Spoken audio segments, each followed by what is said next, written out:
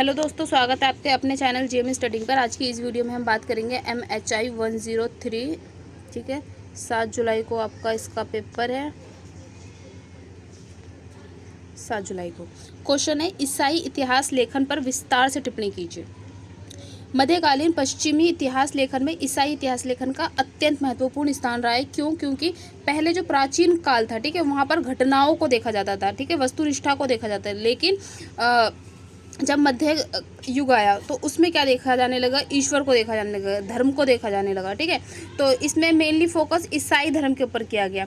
Bible और church के गहरे प्रभाव के कारण इतिहास को धार्मिक, नैतिक और शिक्षाप्रद के रूप में प्रस्तुत किया गया। ठीक, प्राचीन यूनानी रोमन इतिहास लेखन जहाँ तर्क और मानव केंद्रित था, वहीं ईसाई इतिहास लेखन पूरी तरह से ईश्वर केंद्रित और आस्था आधारित था। ठीक, क्या बोल रहे हैं कि जो प्राचीन, अगर हम बात करें यूनानी रोमन इतिहास की, तो वो जो लिखे जाते थे वो तर्क और मानव केंद्रित थे। लेकिन ये जो ईसाई इतिहास लेखन है, ये किस पर केंद्रित है? ये ईश्वर पर और आस्था पर केंद्रित है। ईसाई इतिहास लेखन की पृष्ठभूमि अगर हम देखें तो रोमन साम्राज्य के पतन के बाद यूरोप में ईसाई धर्म का प्रभाव तेजी से बढ़ा। जैसे रोमन साम्राज्य खत्म हुआ, ठीक है, उसके बाद यूरोप के अंदर ईसाई धर्म देखने के लिए मिला। बहुत तेजी से इसका प्रभाव बढ़ने लगा। चर्च जो थे वो सामाजिक, आर्थिक, सामाजिक, राजनीतिक और बौद्धिक जीवन का केंद्र बन गए। क्या बोले? जो चर्च था, ठीक है, ये सामाजिक, आर्थिक और बौद्धिक जीवन का मेन केंद्र बन गया। मतलब चर्च ही डिसाइड करेगा कि समाज में कैसे समाज चलेगा। चर्च ही डिसाइड करेगा कि राजनीति कैसी होगी, ठीक है, और चर्च ही लोगों की बौद्धिकता के ऊपर चीज़ें लेगा। ठीक है, मतलब कि अगर कोई राजा है, राजा को अपनी वैधता साबित करनी है तो वो क्या करेगा? वो चर्च के माध्यम से करेगा। ठीक है, और इससे क्या होगा? समाज प्रभावित होगा। ठीक, इसी कारण इतिहास लेखन भी चर्च के नियंत्रण में आ गए। इतिहासकारों ने घटनाओं को धार्मिक दृष्टिकोण से देखना शुरू किया। अब देखो विशेषता इनकी। फर्स्ट है ईश्वर केंद्रित दृष्टिकोण। ठीक है, ईसाई धर्म की विशेषता क्या है? ईश्वर दृष्टि केंद्रित दृष्टिकोण। ईसाई इतिहास लेखन में ईश्वर को सर्वोच्च माना गया। सबसे ज़्यादा ऊपर किसको माना गया? ईसाई इतिहास लेखन में ईश्वर को। ठीक है, उनका ये विश्वास था कि संसार में जो भी घटनाएं घटती है वो कौन करता है? ईश्वर करता है। इसलिए इतिहासकार जो थे उनकी घटनाओं की व्याख्या करते थे। ठीक है, किसकी? ईश्वर की। ईश्वर को प्रमुखता देते थे। उदाहरण के लिए इनका क्या कहना था? अगर कोई राज्य नष्ट हुआ है तो ईश्वर ने उनको दंड दिया है। ठीक है, ये नहीं मानते थे कि उनका जो पतन हुआ है किसी राजनीतिक कारण से हुआ है। उनका सीधा कहना था कि ईश्वर ने इनको दंड के रूप में इनका राज्य नष्ट कर दिया। ठीक है, फिर रेखीय काल। जो हम अगर प्राचीन काल की बात करें तो उसमें था चक्रीय काल। कैसा काल था? चक्रीय। चक्रीय काल का मतलब क्या होता है? सिंपल मान लो, ये चक्र है। ठीक है, राजा का उत्थान हुआ, विकास हुआ, पतन हुआ। फिर दूसरा राजा आया, उसका उत्थान हुआ, विकास हुआ, पतन हुआ। फिर तीसरा राजा आया, उसका उत्थान हुआ, विकास हुआ, पतन हुआ। फिर अगला राजा है, उसका उत्थान हुआ, विकास हुआ, पतन हुआ। लेकिन इस काल में क्या था? इस काल में रेखीय काल आ गया। ठीक है, 3 मुख्य आधार माने गए इसके। पहला सृष्टि। ठीक है, शुरुआत किससे होती है? सृष्टियों से होती है। इसका मध्य क्या है? इसका मध्य ईसा जन्म, ईसा मसीह जो थे उनका जन्म का इसका मध्य माना गया। मतलब कि ये बीच में मान लो ईसा मसीह है और यहाँ पर हम लिख देंगे BC। ठीक है, BC, और यहाँ पर लिख देंगे हम AC। ठीक है, आफ्टर क्राइस्ट और बिफोर क्राइस्ट। ठीक है, तो इसको मध्य माना गया और लास्ट में न्याय को अंत माना गया। तो ये क्या हो गया? ये रेखीय हो गया। ठीक है, शुरुआत सृष्टि से हुई।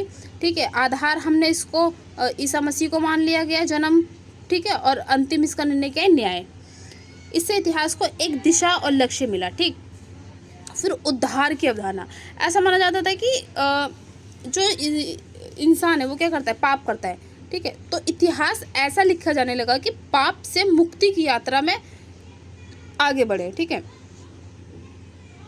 ईसाई इतिहास लेखन का मुख्य उद्देश्य क्या था? मानव के उद्धार को दर्शाना था। इतिहास को पाप से मुक्ति की यात्रा की ओर प्रस्तुत करना था। ठीक है, इससे इतिहास केवल जानकारी देने वाला नहीं बल्कि नैतिक शिक्षा देने वाला बन गया।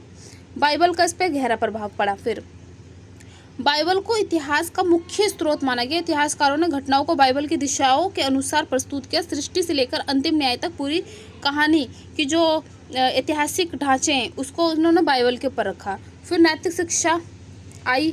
ठीक है, नैतिक और शिक्षात्मक उद्देश्य इतिहास लेखन में आया।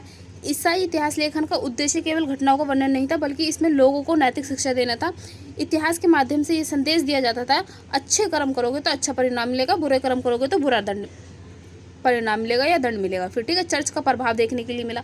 चर्च तीनों सामाजिक, राजनीतिक और बौद्धिक स्तर का केंद्र बन गया यहाँ पर। ठीक है, इतिहास लेखन पूरी तरह से चर्च के प्रभाव में था। अधिकांश इतिहासकार जो थे वो पादरी थे। अब पादरी होंगे तो जाहिर सा है कि वो इतिहास धार्मिकता के ऊपर ही लिखेंगे, ठीक है, या धार्मिक विद्वान थे। इस कारण इतिहास में धार्मिक पक्षपात देखा जाता है।